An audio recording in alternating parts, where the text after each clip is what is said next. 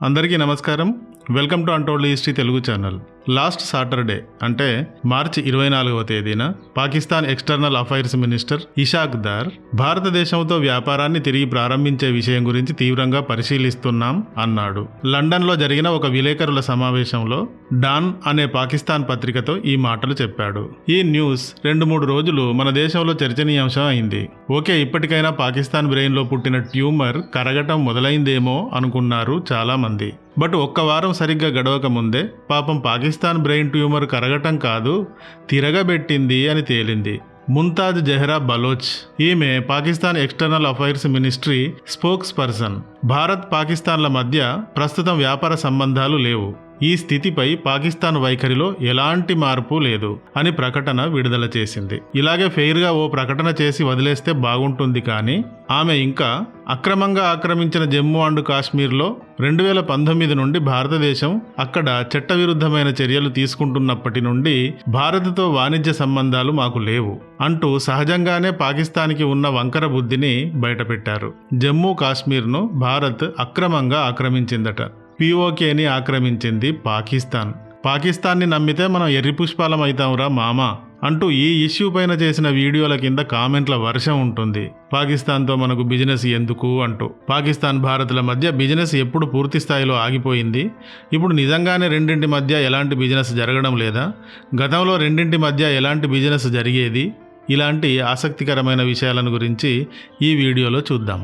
పాకిస్తాన్ భారత్తో తిరిగి బిజినెస్ చేయాలనుంది అన్నప్పుడు, అలాంటిదేమీ లేదు అన్నప్పుడు, ఈ 2 సందర్భాల్లో కూడా మన భారత ప్రభుత్వం పెద్దగా పట్టించుకోలేదు. పాకిస్తాన్తో బిజినెస్ అనగానే అదేదో పెద్ద ఆపర్చునిటీ అన్నట్టు ఏ మాత్రం ఉత్సాహం చూపించలేదు. పైగా పోరాబాబు అని కొట్టిపడేసింది. రోజు చచ్చేవానికి ఏడిచేవారెవరుంటారు అన్నట్టు పాకిస్తాన్ వంకర బతుకు తెలిసిందే కాబట్టి పట్టించుకోలేదు భారత్. తగులుకునే వెధవని తాడి చెట్టుని నమ్ముకోరాదు అంటారు. పాకిస్తాన్లో తాజాగా ఎలక్షన్స్ జరిగాయి. కొత్త సీసాలో పాత నీరులాగా మార్చి 4వ తేదీ నుండి షహబాజ్ షరీఫ్ ప్రధానిగా ప్రభుత్వం ఏర్పాటైంది. కొత్త ప్రభుత్వం ఏర్పాటైంది, కానీ కొత్త ఎక్కడి నుండి వస్తుంది? దేశంలో కరువు ఎంతలా కరాల నృత్యం చేస్తోంది అంటే, ఒక కుటుంబం ఒక్క పూట పాకిస్తాన్లో సాధారణ భోజనంతో గడపాలంటే 1500 రూపాయలు ఖర్చవుతోందట. పాకిస్తాన్ పర్ క్యాపిటా జీడిపి విషయంలో 161వ స్థానంలోనూ, దేశం జీడిపి విషయంలో 138వ స్థానంలోనూ ఉంది. ఇదే 2023 లెక్కల ప్రకారం భారత్ జీడిపి. ఇక పాకిస్తాన్ భారత్ ర్యాంకును చూసి తన 138th ర్యాంకును చూసుకుని ఒడ్డున పడ్డ చేపలాగా గొంతుకు ఎముక అడ్డం పడ్డట్టుగా గిలగిలా విలవిలా కొట్టుకుంటుంది అంటే అర్థం ఉంది కదా. 77 ఏళ్ల స్వాతంత్రానంతరం తన బతుకుని భారత్ని పక్కపక్కన పెట్టి చూసుకుంటూ ఉంటే వెక్కి వెక్కి ఏడవడం తప్ప ఏం చేయలేని అసహాయ స్థితిలో పడిపోయింది పాకిస్తాన్. 5th ర్యాంకుతో ఆకాశంలో భారత్. పైగా ఈసారి గనక తాను మళ్ళీ భారత్కి పీఎం అయితే భారత్ని 3rd ర్యాంకులోకి తెస్తానంటున్నారు మోడీ గారు. ఇక ఎలా ఉండాలి పాకిస్తాన్ గుండెమంట? ఇకనైనా భారత్తో తిరిగి లాభకరమైన వ్యాపార లావాదేవీలు ప్రారంభిస్తే బాగుంటుంది అని పాకిస్తాన్లోని వ్యాపారస్తులు నమ్ముతున్నారు. ప్రాంతీయ వాణిజ్యం చాలా సమస్యలకు సమాధానంగా ఉంటుంది. భారతదేశం పాకిస్తాన్ల మధ్య వాణిజ్యం 2 దేశాలకు మంచిదని నేను నమ్ముతున్నాను అని జుబైద్ మోతీవాలా అనే ఒక పాకిస్తానీ చెప్పాడు. ఇతను trade development authority of Pakistan CEO. ఇలా పాకిస్తాన్ బిజినెస్ సంస్థలకు చెందినవారు అంటూ ఉండడంతో షహబాజ్ షరీఫ్ కొత్త ప్రభుత్వం ఏర్పడగానే ఇషాక్ దార్ భారత్ పాకుల మధ్య తిరిగి బిజినెస్ ప్రారంభించడం గురించి తీవ్రంగా ఆలోచిస్తాం అన్నాడు. కానీ వారం తిరగక ముందే మా అయ్య తవ్విన నుయ్యే కదా అని అందులో దూకి చచ్చినట్టు మళ్ళీ జమ్మూ కాశ్మీర్ ఇష్యూకి భారత్ కారణం, రెండింటి మధ్య బిజినెస్ గురించి ఏ ఆలోచన లేదు అని ప్రకటించింది. రాయిలోని కప్ప రాయిలోనే బతుకుతుంది అన్నట్టు పాకిస్తాన్ టెర్రరిజంలో మునిగిపోయింది. జమ్మూ కాశ్మీర్ పేరుతో భారత్తో శత్రుత్వం అనే లూపులో పడి కొట్టుకుంటోంది. భారత్కి పాకిస్తాన్కి మధ్య వాఘా బోర్డర్ నుండి వాఘా హైవే పాకిస్తాన్లోకి వెళుతుంది. వాఘా బోర్డర్ పంజాబ్లోని అమృత్సర్ నుండి 32 కిలోమీటర్లు, లాహోర్ నుండి 24 కిలోమీటర్ల దూరంలో మాత్రమే ఉంటుంది. రోడ్ రూటే కాకుండా ఇక్కడ నుండి ట్రైన్ రూట్ కూడా పాకిస్తాన్లోనికి ఉంది. ఈ 2 రూట్స్ కూడా భారత్ నుండి పాకులోకి, పాకు నుండి భారత్లోకి ట్రాన్స్పోర్టేషన్ చేసుకోవడానికి చాలా ఈజీ రూట్స్. అయితే 1947-48లో ఇండో పాక్ వార్ వల్ల ఈ రహదారులు నిలిచిపోయాయి. తర్వాత జరిగిన 3 యుద్ధాల వల్ల ఈ మార్గాలు ధ్వంసం అయ్యాయి. 19 ఫిబ్రవరి 1999లో అటల్ బిహారీ వాజ్పేయి, నవాజ్ షరీఫ్లు ఢిల్లీ లాహోర్ బస్సును ప్రారంభించారు. కానీ 2001లో భారత పార్లమెంటుపై దాడి జరిగాక ఇది ఆగిపోయింది. చివరికి 2019లో మోడీ గారి ప్రభుత్వం 370 ఆర్టికల్ని రద్దు చేసి జమ్మూ అండ్ కాశ్మీర్ల ప్రత్యేక హోదాను రద్దు చేశాక పాకిస్తాన్ ఇందుకు నిరసన తెలుపుతూ ఈ రూటును మళ్లీ మూసివేసింది. అలాగే భారత్తో అన్ని రకాల వాణిజ్య సంబంధాలను కూడా ఆ సందర్భంగా నిలిపివేసింది. అతి సులువుగా, అతి చౌకగా 2 దేశాల మధ్య జరిగే వ్యాపారాన్ని ఈ విధంగా పాకిస్తానే క్యాన్సిల్ చేసింది. తగువుల మారి తంపి పుల్లింగాల పిల్లిలాగా తగువు పెట్టుకున్నది పాకిస్తానే, వాణిజ్యాన్ని క్యాన్సిల్ చేసుకున్నది పాకిస్తానే. ఇక ఇప్పుడు తన కళ్ళ ముందు మహాద్భుతంగా సాక్షాత్కరించిన భారత్ని చూసి ఆశతో మళ్ళీ వ్యాపారం చేద్దామా అంటున్నది పాకిస్తానే. రాజ్యాలు పోయినా రాజసాలు పోలేదని గుర్తొచ్చి రోషంతో రోలు మెడకు కట్టుకుని నోనో మళ్ళీ కలిసి బిజినెస్ చేసే ఆలోచనే లేదు అంటూ తాగటం నేర్వని పిల్లి నేలపై పారబోసుకున్నట్టు భారత్తో సులువైన వ్యాపారాన్ని వదిలేసుకుంది.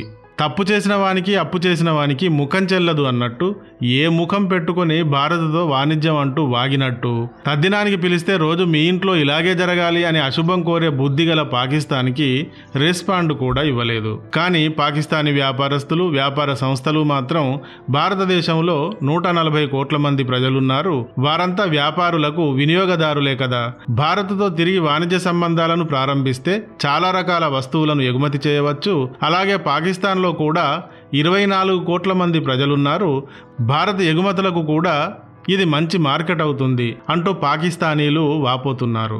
పాకిస్తాన్ వ్యాపారస్తులు ఎందుకు భారత్తో వాణిజ్యం ప్రారంభించాలని ఇంతగా పాకులాడుతున్నారు అంటే గతంలో భారత్తో వ్యాపారం చేసిన అనుభవం వారికి ఉంది కనుక. 1947లో స్వాతంత్రం వచ్చిన తర్వాత 2 దేశాల మధ్య 4 పెద్ద యుద్ధాలు, లెక్కలేనన్ని ఘర్షణలు జరిగిన వాణిజ్యం మాత్రం ఒడిదుడుకులతో అయినా సాగుతూనే వచ్చింది. 1990 తర్వాత పాకిస్తాన్కి MFN హోదా పొడిగించాక ఈ వాణిజ్యం మరింత బాగా పెరిగింది కూడా.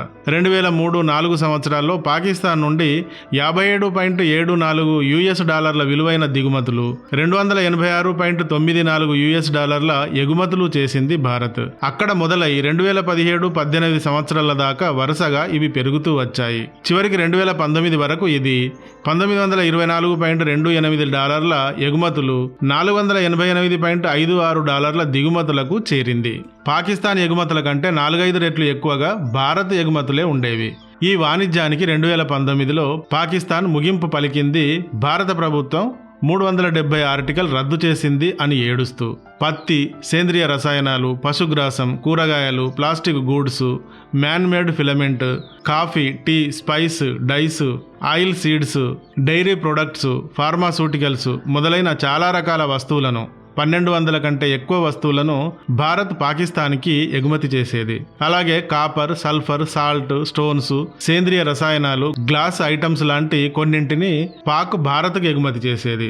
2012-13 సంవత్సరాల్లో అయితే భారత్ నుండి 500 మెగావాట్ల విద్యుత్తుని, పెట్రోలియం ఉత్పత్తులను, 5 మిలియన్ క్యూబిక్ మీటర్ల గ్యాస్ను పాకిస్తాన్కి ఎగుమతి చేయడానికి 2 దేశాల పంజాబ్ రాష్ట్రాల మధ్య 9600 స్క్వేర్ మీటర్ల విస్తీర్ణంలో ప్యాసింజర్ టెర్మినల్, 4700 స్క్వేర్ మీటర్ల కార్గో టెర్మినల్, 10,000 స్క్వేర్ మీటర్ల ఎగుమతి దిగుమతుల గిడ్డంగులు, అటారీ వాగా మార్గంలో 24x7 కంటైనర్ల రవాణా మొదలైన విషయాలను గురించి 2 దేశాల మధ్య నిర్ణయాత్మకమైన చర్చలు జరిగాయి. కానీ తనకు ఎలాంటి సంబంధం లేని 370 ఆర్టికల్ని ముందేసుకుని జమ్మూ కాశ్మీర్ స్వయం ప్రతిపత్తిని రద్దు చేయడం ఏకపక్ష మరియు చట్టవిరుద్ధమైన చర్య, న్యాయాన్ని అపహాస్యం చేయడం ఇది అంటూ తన కళ్ళలో దూలాలు పెట్టుకుని ఇతరుల కళ్ళలో నలుసులు వెతికినట్టుగా పాకిస్తాన్ విపరీతంగా స్పందించి తాడు పొడవు సరిపోవటం లేదు, బావినే పూడ్చండి అన్నట్టు 2 దేశాల మధ్య వాణిజ్యాన్ని రద్దు చేసింది.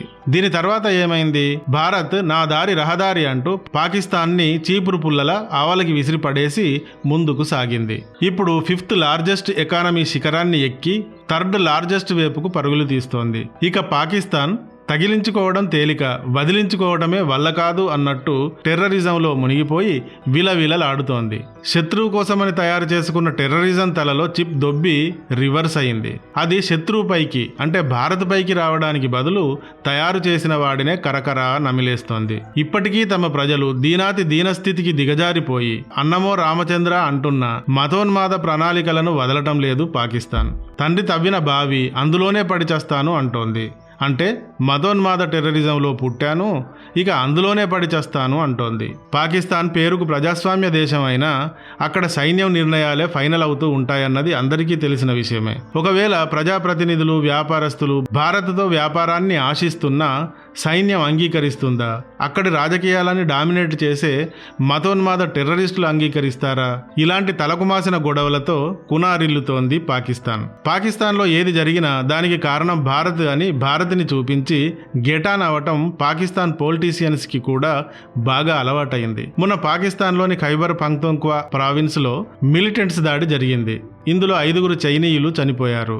దీనికి కూడా పాకిస్తాన్ భారత్ వైపుకు వేలు చూపించే ప్రయత్నం చేసింది. అందుకని భారత్తో వాణిజ్యం కంటే, అందువల్ల కలిగే లాభాల కంటే శత్రుత్వమే తమ నేరాలని కప్పిపుచ్చుకోవడానికి బాగా ఉపకరిస్తుంది. కాబట్టి శత్రుత్వాన్నే కంటిన్యూ చేస్తూ వారంలోనే ఒకసారి భారత్తో తిరిగి వాణిజ్యాన్ని పునరుద్ధరిస్తాము అని, అలాంటి వాణిజ్యం జరిపే అవకాశమే లేదు అని 2 విధాలుగా 2 నాలుకలతో మాట్లాడింది.